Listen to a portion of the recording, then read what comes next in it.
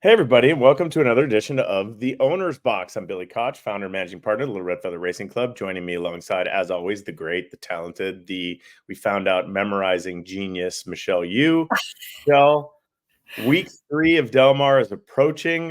The first 2 weeks have been outstanding, I feel, and we've got a great show today. We've got little Joe Migliore joining us from Adelphi Racing Stable. Just took the job recently, and we're going to find out all about how that happened. Michelle, what else is going on? So much. So I think the biggest news, right, is definitely going to be Travers based and not necessarily Del Mar based. And that was the fact that Mindframe is going to be out of the Travers. He's sidelined with some bone bruising. That means Fierceness is in. That means we are going to have Fierceness, Torpedo Anna, and Doorknock all doing some Ding fighting dong, down the stretch. some fighting. Yeah. I was And gonna what say about Sierra dong-dong or Leone? ding-dong, I don't know. Is this the time that Sierra Leone finally steps up? I We mean, we were maybe, off of right? him. We were off of him.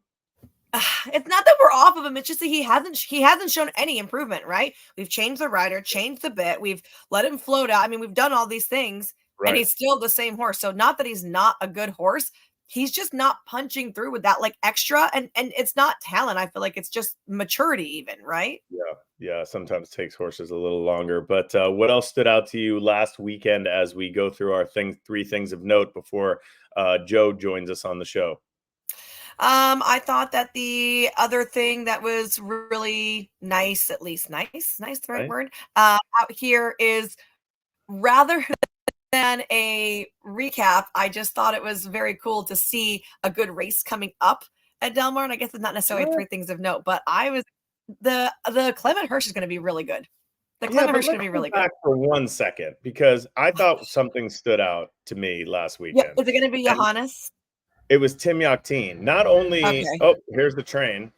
Not only did Johannes absolutely destroy a good field in the Eddie Reed. I mean, a couple horses had bad trips. Let's be honest. GFP never had a chance to run.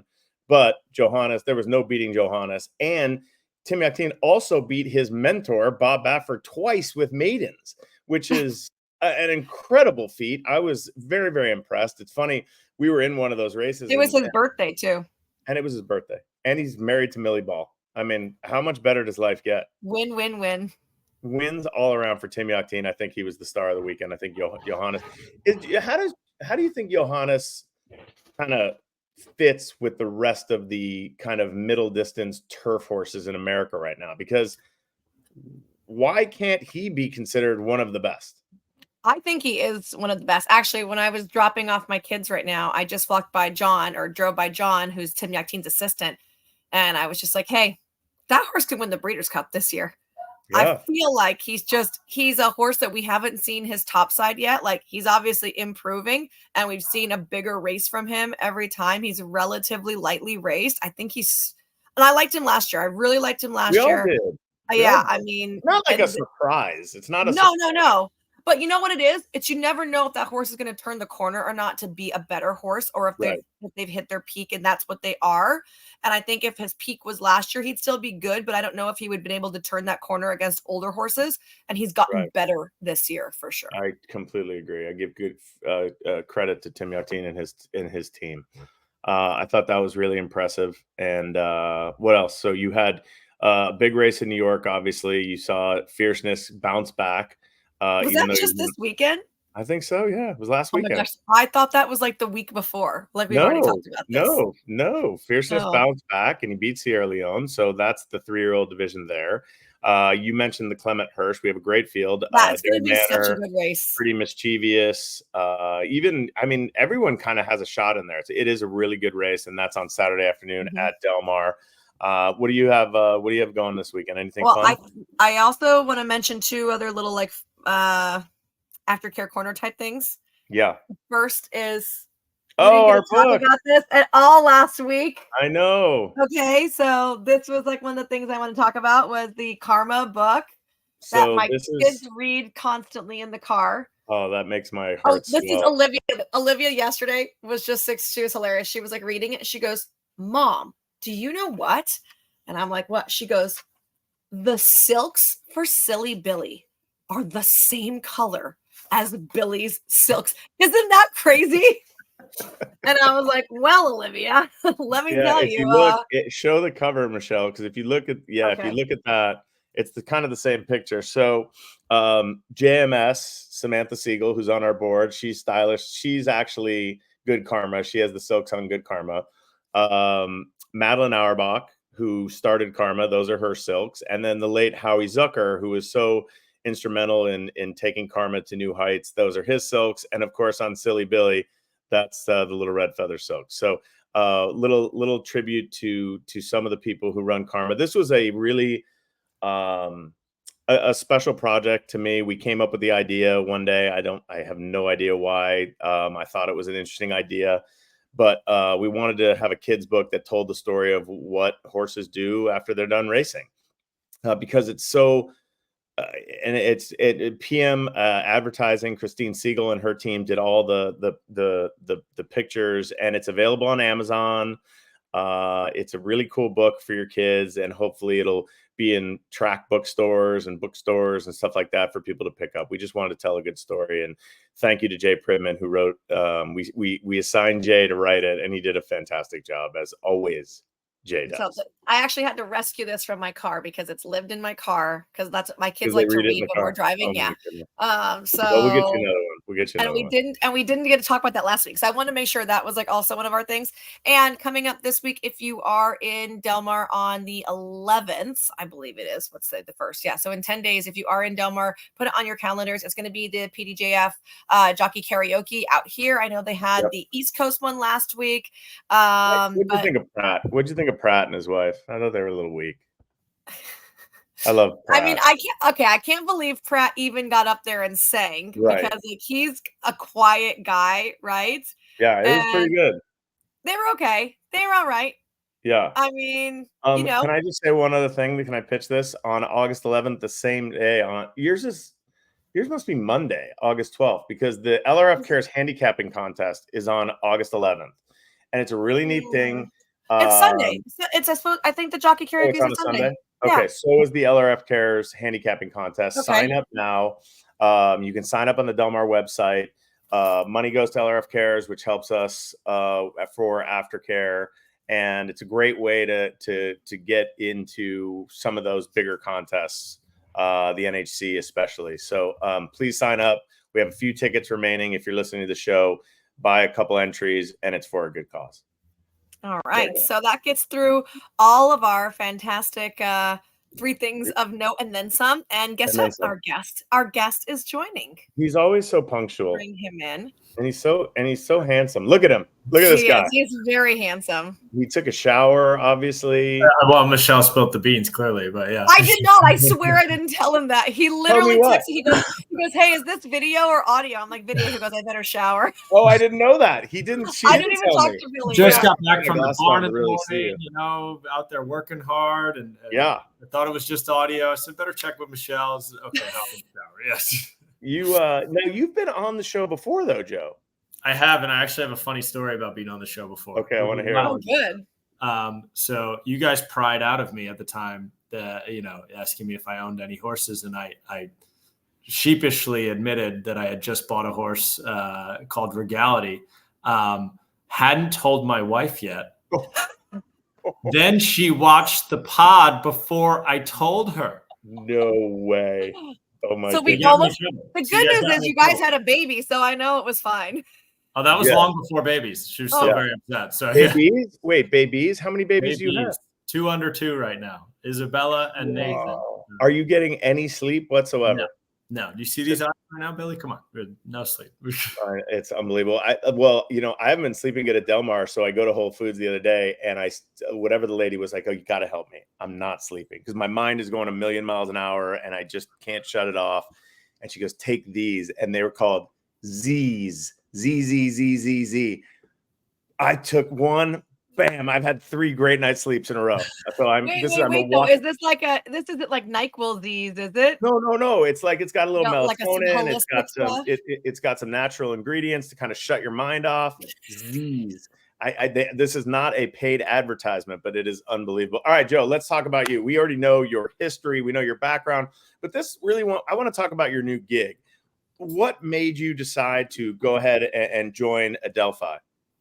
Yeah, look, so it's a group that I had been acting as the bloodstock agent for the past 3 or 4 years or so, and I've developed a great relationship with Matt Kater, who is the the founder and principal of Adelphi, and he'd been badgering me for a while to put the old partnership hat back on, and for the longest time I just was kind of brushing him off and saying no, I prefer to just act as source your horses rather than sell your horses, but.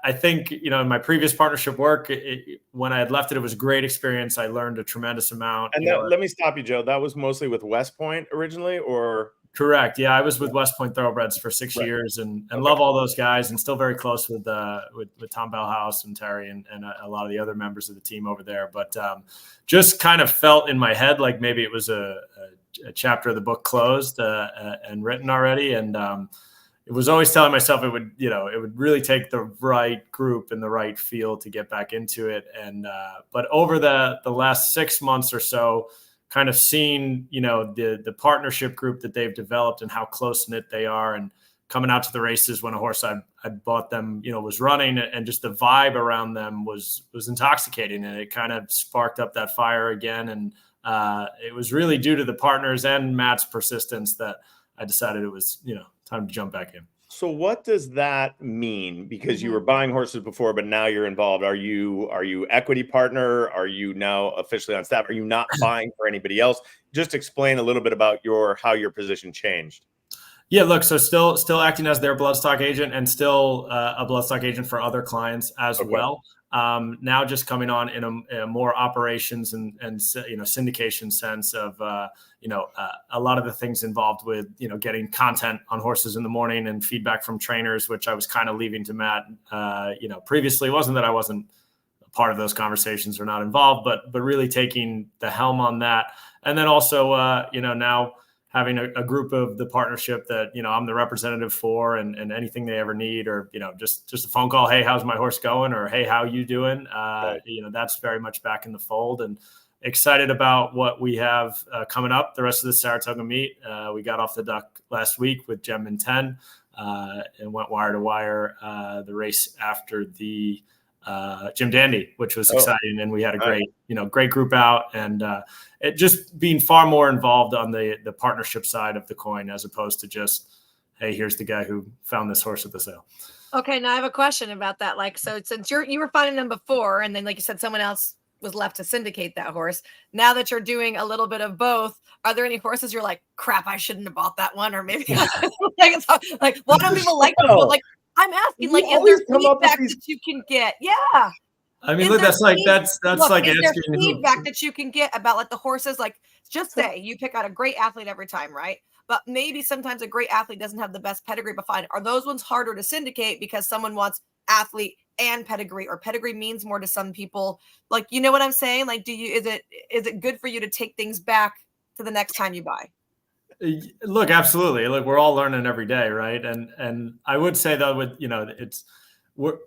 we're not really buying horses in the price ranges where they're gonna have every single thing quite yet. Right. So even just as their agent before coming on in a more full-time role, always looking for what you can sacrifice or what might be missing that we're willing to live with. And that could be on the pedigree side.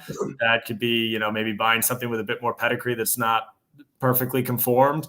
That could be being a little bit more liberal with some 50-50 vetting at times, even, knowing that, this is something we're comfortable taking the risk on, and that's going to knock down price. So that was always kind of a constant equation when talking with Matt about who we were going to buy at the sales, and, being able to enlighten the partners on our reasoning and our thinking behind that, while I'm on the phone pitching to share now, to me, if anything, it helps.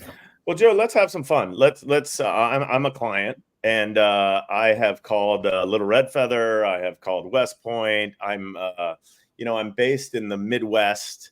And I'm looking for a partnership. I saw some neat stuff. I read up about you. Why should I buy into Adelphi?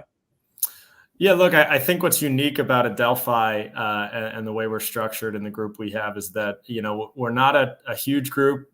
We are growing. I'm not saying that we're not getting bigger, but almost everybody I see at the races, we all know each other. There's very much of a friends and family vibe, more so than just, oh, this is some guy I met that also owns a share in this horse. And I think something that's appealing to partners too is that, Matt remains involved in each and every horse in the partnership himself, usually at least a level of, 25%, sometimes higher. Wow. So our principal and founder is just as involved as you are and has just as much at stake, if not more, than you might. And really, we're putting together a group that's trying to provide the most fair, market value possible as well. And I think that from what I've seen initially and what I've started to put out in terms of morning content, we communicate and are keeping people as up to date as we possibly can be, which a lot of other groups do very well. Also, I'm not saying there aren't. Did you kind of steal that from us a little bit? Yeah. Billy, I've been learning from you since the day we met. Okay, come on, brother.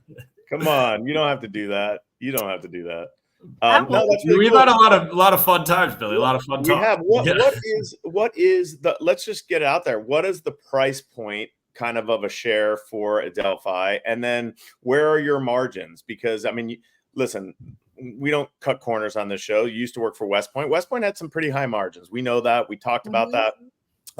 How do you do it at Adelphi? And like I said, where's your kind of price point right now?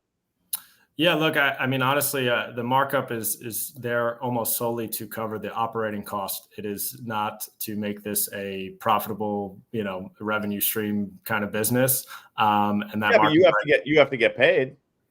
I'm part of the operating cost. But Joe needs that house right off Union Avenue. I have a giant mortgage that we can talk about off air. But, and 2 kids under 2. And 2 kids under 2. Yeah, I've got and a dog. But so the markup right now is in the range of 10 to 12%. Wow. And just sort of depends on the horse and what we buy. There's no set minimums per se. But I would say that, the most affordable share you might be able to get into is in the $7,000 to $8,000 range. And we do factor in training expenses, when you buy a horse until the end of that year. That's good. So the 2-year-olds, for example, that we bought in Ocala throughout the spring, all the training expenses built into the, syndication price until the end of 2024. And from then on, work on quarterly account statements from that point on. That's great. Okay. That's a good idea. Like That's good. Michelle.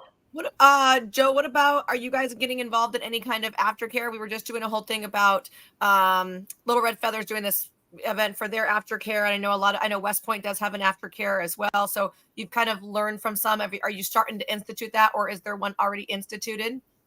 Absolutely. We're definitely diving into that. And, it's always paramount for all of us, always, whether partnership or just, singular owner, whatever it may be. But we were one of the sponsors at the event just Monday night, run through Acacia Clement's. Yes, I saw that. Yeah. Funny story. I actually got in a fever pitched charity auction. What'd you buy? No, didn't buy. Underbidder. Just run over by Anita Motion. But Anita's tough. Oh, it was the canoe. It was the canoe, right? The canoe, right? So for some reason, Matt really wanted this canoe. Obviously, we want to support the. Is this the Travers canoe? I don't know anything about the canoe from Flower Alley, if I'm not mistaken, and it was originally part of like the Melnick distribution, and then Saratoga Goose bought it. And he was donating it for the proceeds to go to aftercare. And so I did see that it was like a fervor. I didn't know you were the underbidder. What did you go up to? It sold for like $10,000. The canoe went for $10,500, right? And so Matt has a lovely place in Greenwich, Connecticut, where he has some paddocks and he actually has a pond. And he said, "I'll put the canoe." No way. Give back to the event, buy the canoe. And I said, I'm going to call Anita today and see Anita's just running me over, right? Just every time I write. Are you like name. You're like bidding for the 5s, and she's like 10,000? Well, it was silent, right? It was silent, but but every time I would go over and write down a number, right, like a hawk, right? So I'm like, man, Anita really wants the canoe as well. So I call Matt and I'm like, look, the canoe is getting expensive. And I will build you a canoe. Yeah, and he was like, what do you mean? Just buy the canoe. I'm like, no, the canoe's at like 10 grand. Okay. So I come to find out after the fact. So we let the canoe go. Right. It was on the phone. I was agenting the charity event. Right. And he's like, I got to sign. I got this last zero. So we let the canoe go. We come to find out that the farm in South Africa that owns Flower Alley, Stan's Flower Alley, now has some horses with Graham. And so they were looking to buy the canoe. And I called him back and said, you were never going to get that canoe, buddy. No chance. You're out.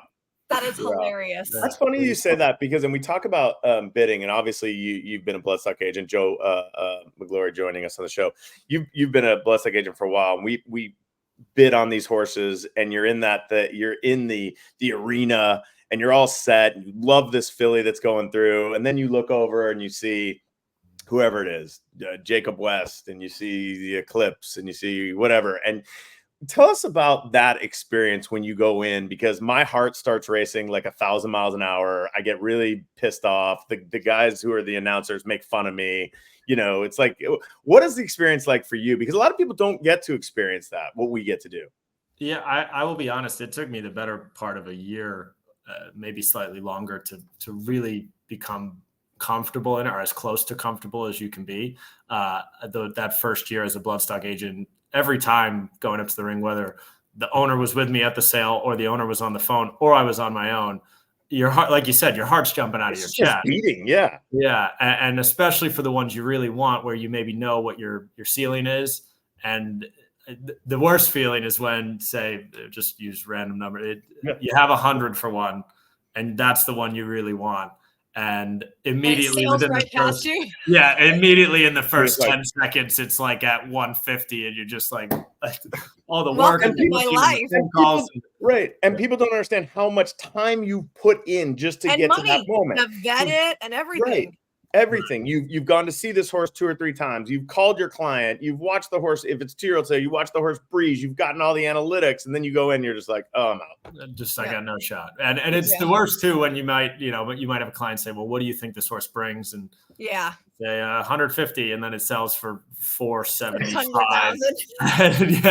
And then you look like a but that happens to everybody. Let me ask you this, because we had Kenny McPeak on our show a couple of weeks ago, and he was really, really good. And we kind of joked around and said, Kenny, tell us your secrets. And he did, which was like crazy.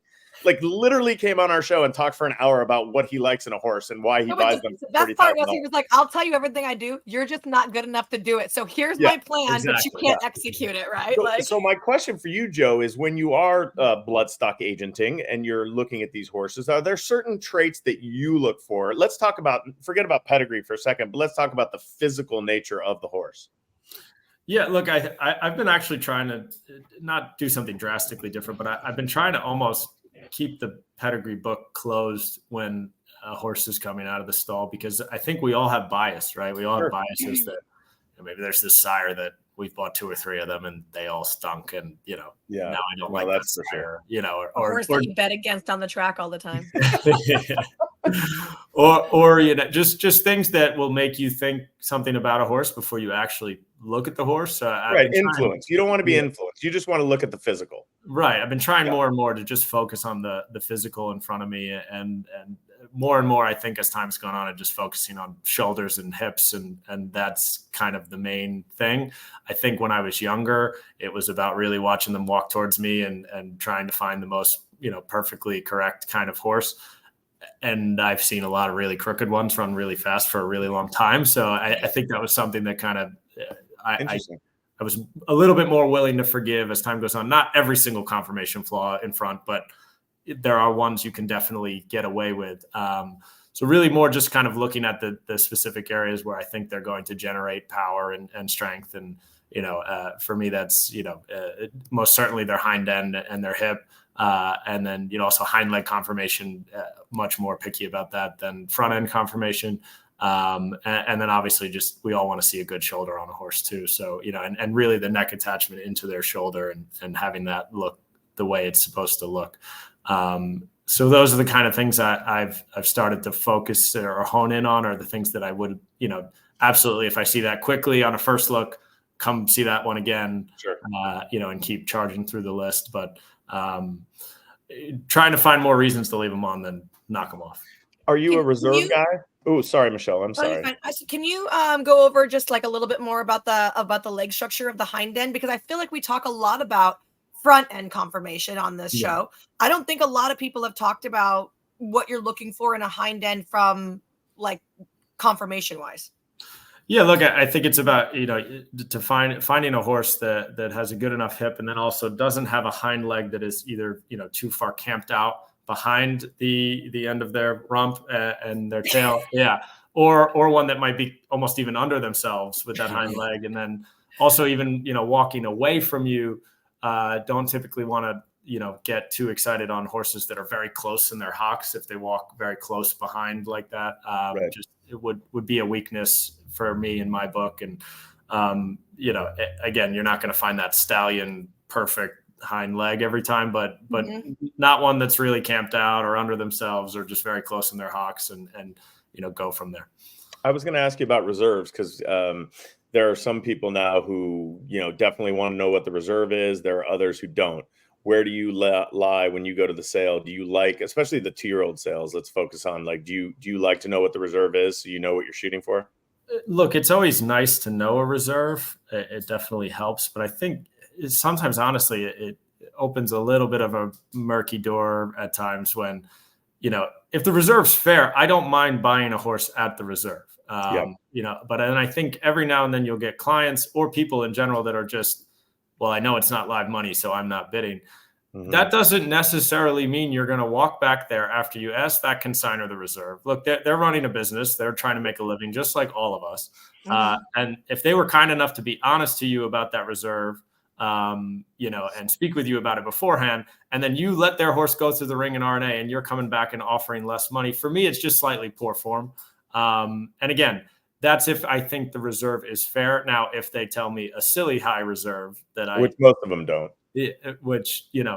exactly. Then it's a different conversation. But I think, you also know the people you trust, and maybe you don't, or just the people you don't know yet, or if you can trust. And so I think, let me stop you there because I think that's a really good point that I've learned over the years is sometimes not only are you handicapping the pedigree and the physical, but you're also handicapping the people. People make a big difference at these sales. If you remember, and I'm going back to the 2-year-old sales for whatever reason, I'm not talking about, well, the yearlings too, but you want to know who raised this horse and who has been in this horse, who has trained this horse. All those things are important. I think people sometimes forget that the people are important too. Would you agree with that?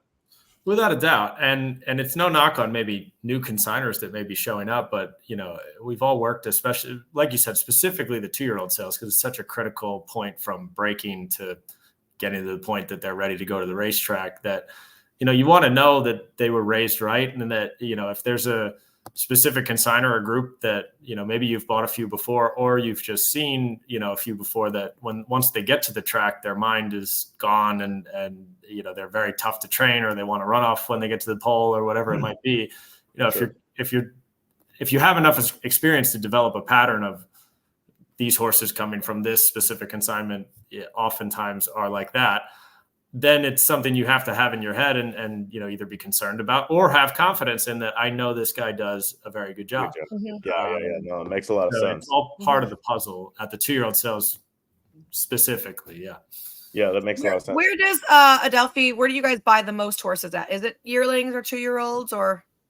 So we were actually talking about that the other day and kind of even just planning for this upcoming, yearling sale. And the first sale we're really going to kind of dip into is the New York bred sale here in Saratoga, just because we have such a strong New York contingent and East Coast, Northeast group of partners. So I would say that New York bred sale is always a big focus for us every year. And we race a lot of New York breds. We've had a lot of luck with New York breds. I mean, Pandagate right now is one that's been tremendously exciting for everybody at Adelphi. Mm-hmm. And, then another filly called Funny How, who I actually didn't buy at the New York bred sale in Saratoga, but I found her and she was a New York bred actually at the Timonium yearling sale. But, so I think we lean New York breds, not so much of a difference between whether they're going to be bought as 2-year-olds or as yearlings. It's harder to buy them as 2-year-olds. So I would say that we have a pretty even dispersion over the different categories of buying, whether it's yearlings, 2-year-olds, or the occasional private purchase, which is also very tough to get done these days. Joe, where is your generation in the game? It's funny because I was Michelle knows where I sit at Del Mar on the veranda, and we had kind of our first Friday night racing the other day, and it was a little quiet up there. It was a little bit quieter. And I realized, like, I'm older now. Everybody who kind of I'm with we're in our 50s now, or late 40s. Where is that? Not Michelle. Where are the 30-year-olds? Where are the 30-year-olds in this game that can, that next generation that's going to be bloodstock agents or starting partnerships, or where are they? You can have this debate for a long time. We could probably do an entire podcast on this topic, right? But I've had different lines of thinking at different points throughout the last 5-6 years, and one is that they're out there, but we're not doing enough, to really draw them into the industry or make the industry one that looks appealing to an ambitious, successful young person in their 30s to get involved. But that the other is that a lot of the people I sell or find or come into the game are older, but they all kind of come with this childhood memory story of grandpa taking them to the track, or dad, or uncle, or aunt, or, whatever person in their family it may be. And then they've reached a point in their life where maybe professionally things have gotten quieter for them or gotten easier for them. And now they have some time to really explore horse racing again. So it's kind of a chicken and the egg, but, is it that this is just a game that at times people find a little bit later in life? Or is it that they're out there and we're not doing a good enough job to bring them in? It's probably a little bit of both. I think you're right. I think you hit it right on the head. I think it's probably a little bit of both. Michelle, are we good? Look at you. Did you freeze? My question. What? No, did I freeze? No, you're good. Did I freeze? You're good. I thought you froze for a second because you were just pondering. And I was going to ask a question, and then you had asked the same time, and I got so caught up listening to Joe that I forgot. I do want to know, because you guys you said a nice even kind of group right now. Do you have anything that's getting set to debut that we can look for? Bet on. That you're really excited about? Not root for. Bet on. The bet on thing I only give out privately, but no. See, I went root for. Okay. Well, no, an Adelphi 2-year-old to keep an eye on is actually a New York bred that is being trained by John Terranova, John and Tanya, called Skytown. And he was a modest purchase. He was another one, a New York bred from the Phasig Fall Timonium yearling sale. He's by Echo Town. He's working tomorrow morning. If that goes well, we're going to pick out a spot in the new book that just came out. Awesome. But he's shown. So this is a horse I should be calling Zoe and making sure XBTV catches tomorrow morning. Skytown. Maybe that would be nice for us to share with our partners and beautifully film XBTV work. But Skytown, a potentially exciting one. Not telling you he's going to win. Not telling you he's a freak, but he can run a little bit. Right? How proud is your dad of you? Too proud. I tell him to calm it down sometimes, but no. I think, honestly, what he's meant, I'm not trying to get too sappy, but what he has made him certainly beam quite a bit lately, and I think he's over the moon, is that he's got 2 grandkids now. And they actually were up here in Saratoga for the past 4 or 5 days. They actually just went back downstate. We didn't want to haul 2 babies up to a rental house for 2 months just to haul them back down. That would have really disrupted sleep patterns, I think, as well. So just a lot of up and down for myself to see them. But they did come up over the weekend and they stayed. My dad rented a place with a pool up here, and that's a ton of fun in the pool. And he loves to rile them up, and then when it's bedtime, suddenly vanish. So he's like, bye-bye. Yeah. See ya. Here you go. He's very happy to be a grandpa, and he's definitely very proud. I love when he talks about being a grandpa. He's already talking about buying my daughter ponies. She's not even 2 yet. Like, just can we? Perfect timing. It's you know what? Hey, to have him buy it is better than you having to buy it. Okay. Well, that's all well and good, but can we wait till she's 5 or something like that? No, No, Is this it for you? Is two? Are we? Is there gelding in coming up soon, or are we still going? Well, that is such a personal question. That's okay. That's what we're here to do. That's open to debate right now. I know what I think, but I'm going to have to really kind of go with what the boss thinks. And that's a great Joe. That's the best answer you gave today. And wait, that was but that was also very elusive because he's like, I know what I think, but he didn't say what he thought. Okay. So we didn't get like who's the pro and who's the con. Just tell her everything. Listen, tell her everything we spoke about before this airs the next day or two. Just tell her we covered everything. Joe Migliore, you're a saint. You're a good man. We are very proud of you from where you've started to where you've gotten now. We wish you all the best with the Delphi. Have a great summer at Saratoga, and I'm sure you'll be on the show again soon. Absolutely. Thanks for having me, guys. It's always fun, and I'll be back again. You got it. Joe Migliore here on the Owner's Box. Thanks, Joe. What a good guy. Yep. I think last time we had him on, we didn't get to see his face too, and he's just so handsome. He really is. He really is. The youth of this game. We need guys like him. So what's coming up at Del Mar, Michelle? Oh, I'm so happy you asked, Billy. I'm going to show you right away. Are you going to put it on the screen like you do? I love when you do that. I am going to put it on the screen. Boom. Here we go. Okay. Here's what's coming up. I got to put my glasses on to read that. Oh, do you? Here, I can go like this. Okay, good. So today is Thursday. We've got 8 races on You're just showing a calendar. Friday, we've got the Real Good Deal Stakes for Cowbreds, and there's happy hour. Now so are we. The happy hour is 50% off their cocktails here. Hello. So that's a big positive. Okay. Yeah. Saturday is that great one, Clement Hirsch, we were already talking about, and the California Dreamin' Stakes. It's also the Uncorked Wine Festival, which is a super fun day. Yeah, you like that. I do. And then Daybreak at Del Mar with me. And then Sunday, a little bit more of the same, the La Jolla, the CTBA, Daybreak at Del Mar, the Taste of the Turf Club, and it's Seniors Day. Oh, is that good for me? What's the age on that? Oh, let's look into it. I don't know. Let's see what Seniors Day says here. Oh God. What if it goes to like a 62 plus? 62, I'm so close. I'm so close to being a senior. Oh, it's scary. You're not old enough.